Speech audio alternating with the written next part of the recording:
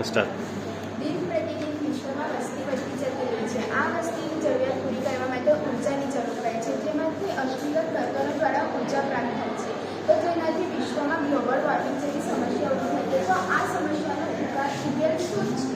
તો એનો ઉકેલ છે ગ્રીન હાઇડ્રોજનનું ઉત્પાદન વધારવું અને ઉર્જા ક્ષેત્રે તેનો વિપુલ પ્રમાણમાં ઉપયોગ કરવો।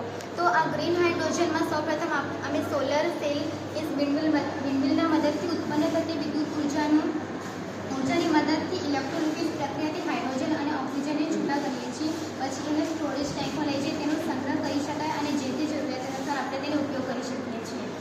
તો હવે તમને થશે કે ગ્રીન હાઇડ્રોજન શું છે? તો ગ્રીન હાઇડ્રોજન એટલે પુનઃપ્રાપ્ય સ્ત્રોતો જેવા કે સોલાર એનર્જી, વિન્ડ એનર્જીમાંથી મળતી વીજળીનો ઉપયોગ કરીને પાણીનું વિઘટન કરવું। પાણીના આ વીજ વિઘટનમાંથી હાઇડ્રોજન વાયુ અને ઓક્સિજન વાયુને છૂટો કરીને તેને ઉર્જા ક્ષેત્રે ઉપયોગ કરવો। હવે આપણે જોશું કે ગ્રીન હાઇડ્રોજનના ફાયદા શું છે।